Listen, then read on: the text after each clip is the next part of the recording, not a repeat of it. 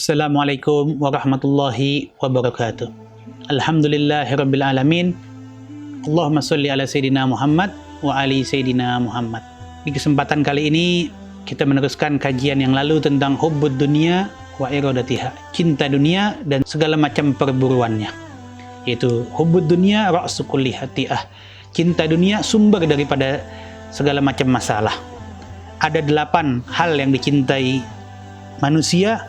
Allah rinci dalam ayat Al-Quran surat At-Taubah ayat 24. Qul in kana aba'ukum wa abna'ukum wa ikhwanukum wa azwajukum wa ashiratukum wa amwalun iktaraftumuha wa tijaratun tahshawna kasadaha wa masakinu tardawnaha ahabba ilaikum minallahi wa rasulihi wa jihadin fi sabilihi.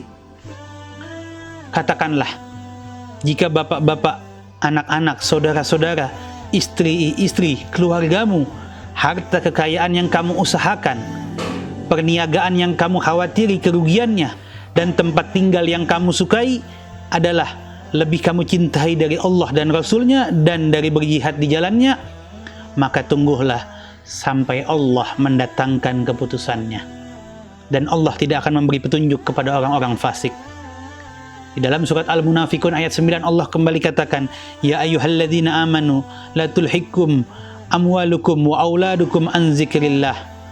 Wahai orang-orang yang beriman, janganlah hartamu dan anak-anakmu melalaikan kamu daripada mengingat Allah. Barang siapa yang berbuat demikian, maka itulah orang-orang yang merugi. Fa amma man tagha wa asaral hayatad dunya fa innal jahima hiyal ma'wa. Adapun orang-orang yang melampaui batas dan lebih mengutamakan kehidupan dunia, sesungguhnya nerakalah tempat tinggalnya.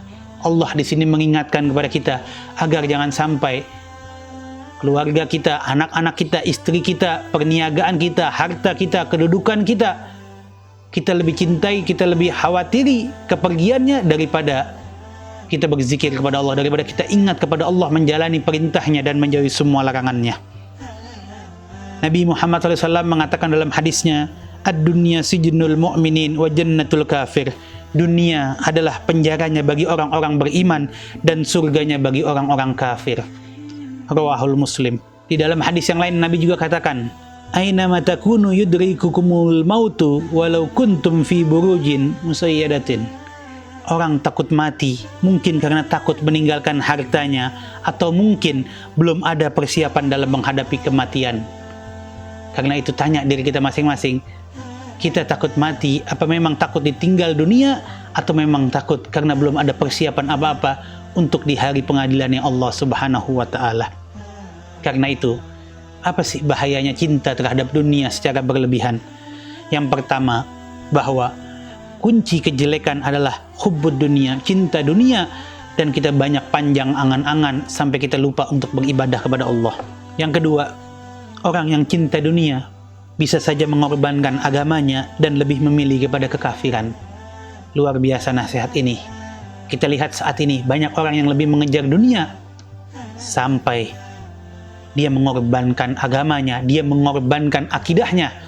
Bahkan yang saat ini sedang ramai dibicarakan di bangsa ini, atas dasar toleransi dia campur adukan agama. Bahkan sampai-sampai dia ikut ke rumah ibadah agama lain, dia ikut tradisi ibadah agama tersebut, na'udzubillah. Padahal Al-Quran sudah mengatakan, lakum dinukum waliyadin, untukmu agamamu, untukku agamaku. Kita hidup berdampingan, toleransi, tapi bukan mencampur adukan agama. Tapi saat ini banyak orang yang berhubud dunia, cinta kepada dunia, karena sudah dapat duit, dapat harta, sogokan, dia sampai rela mengorbankan agamanya, dia campur adukan itu agama. Atau bahkan dia korbankan agamanya, padahal dia orang Islam. Di dalam kedudukan tahta pangkat jabatannya, justru dia pakai untuk mengkriminalisasi ulama-ulama Islam. Dia pakai untuk membelenggu dakwah Islam. Bahkan saat ini, dia pakai untuk menciptakan isu umat Islam radikal, umat Islam intoleran. Bagaimana umat Islam di Indonesia bisa dikatakan intoleran, sedangkan kita mayoritas, kita bisa berikan hak kebebasan saudara-saudara kita yang non-muslim, bisa beribadah dengan baik, bisa hidup berdampingan dengan kita ratusan tahun, puluhan tahun hidup berdampingan, tidak ada masalah. Coba bagaimana nasib umat Islam di berbagai belahan dunia ketika umat Islam minoritas habis, ditindas, disiksa, dibantai, diintimidasi, ditekan dengan segala macam kekuasaan orang-orang non-muslim. Tapi di Indonesia tidak. Tapi kenapa banyak para pejabat kita yang muslim yang munafik justru menjadikan agamanya cinta dunia, dia jadikan agamanya untuk bahan ejekan dan bahan hinaan, dan dia ikut mencela agamanya sendiri sampai dia seolah-olah malu terhadap agamanya. Dia ciptakan isu radikal, intoleran, bahkan dia katakan orang yang hafal Al-Quran, orang yang berpenampilan baik datang ke masjid dianggap ciri-ciri radikal dan teroris. Na'udzubillah. Ini bentuk penghinaan, dan orang tersebut wajib bersyahadat lagi, bertobat di jalan Allah. Jangan sampai ketika maut datang kepada dia meninggal dalam keadaan fasik, dalam keadaan rusak imannya, cacat imannya, dan nanti akan mendapat azab dari Allah. Karena itu nasihat saya, segera bertaubat kepada pejabat tersebut. Mumpung ajal belum mendatanginya, segeralah Anda bertaubat kepada Allah Subhanahu wa taala. Tubu ilallah, taubat kepada Allah, malulah kepada Allah. Jabatan Anda korbankan untuk menghancurkan agama Islam. Na'udzubillah, summa na'udzubillah. Yang ketiga, bahaya daripada cinta dunia, yaitu hati jadi lalai dari mengingat akhirat. Jangan jadikan kita, karena kita cinta dunia, hati kita benar-benar kering, benar-benar kosong terhadap syariat, benar-benar kosong terhadap Allah. Akhirnya apapun yang kita perbuat, semua kita pakai untuk kehidupan dunia, tidak pernah kita pakai untuk bekal kita di akhirat. Yang keempat, bahaya daripada cinta dunia, yaitu akan menjadikan seseorang kurang mendapat kelezatan ketika berzikir. Makanya banyak orang saat ini, begitu dia bertobat, dia zikir kepada Allah, dia minta maaf, dia tobat, tapi seolah-olah itu saat datang silih berganti. Kenapa? Karena hatinya sudah terlalu rusak, cacat, terlalu menyembah dunia. Karena itu, marilah mulai dari sekarang, jangan terlalu kita menyembah dunia. Benar-benar tobat di jalan Allah. Jadikanlah dunia tempat persinggahan untuk kita hidup kekal dan abadi nanti di akhirat kelak nanti. Karena itu, persiapkan diri kita dengan berzikir, dengan ikhlas, dengan hati yang tenang, hati yang ikhlas, yang bersih. Insya Allah kita akan mendapat kelezatan daripada berzikir kepada Allah Subhanahu wa ta'ala. Yang kelima, orang yang terlalu mencintai dunia dan segala macam urusannya pasti akan menjadi sulit untuk dia bekal di akhirat kelak nanti. Dalam hadis Nabi Muhammad SAW, Nabi mengatakan, badir bil a'mali fitanan kakita'il layli muzlimun. Bersegeralah melakukan amal soleh sebelum datang fitnah musibah seperti potongan malam yang gelap. Yaitu seseorang yang pada waktu pagi dalam keadaan beriman dan di sore hari dalam keadaan kafir. Ada pula orang yang sore hari dalam keadaan beriman dan di pagi hari dalam keadaan kafir. Ia menjual agamanya karena sedikit daripada keuntungan dunia. Mudah-mudahan hadis Nabi ini menjadi peringatan bagi kita.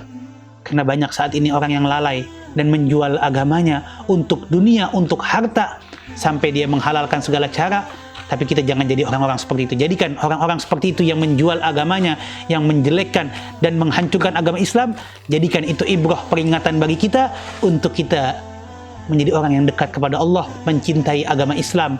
La ilaha illallah Muhammadur Rasulullah. Kita yakin agama Islam adalah agama yang benar di sisi Allah dan sebagai bekal kita di hidup di dunia dan di akhirat kelak nanti.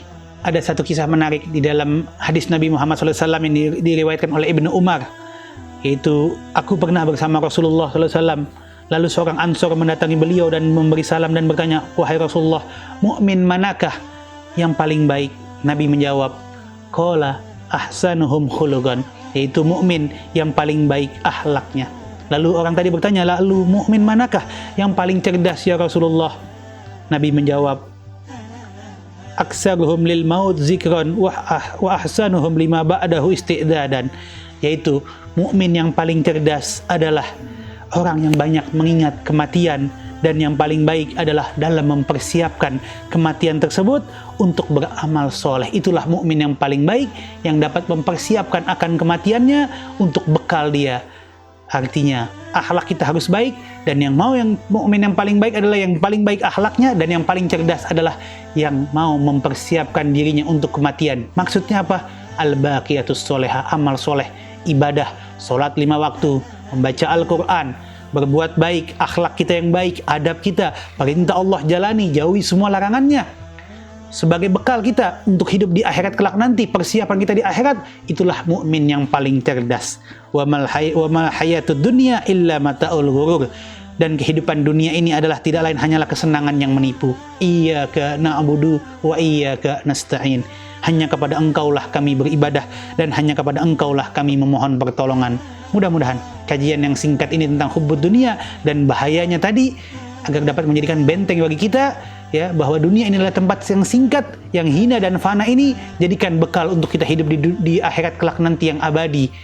Jadikanlah ibadah kita ikhlas karena Allah, pekerjaan kita, pendidikan kita, harta kita, pangkat kita, tahta kita, kekuasaan kita, jadilah untuk kita orang yang dekat kepada Allah. Jadikan pekerjaan tadi, kehidupan dunia, untuk ladang amal kita berbuat baik, beribadah kepada Allah.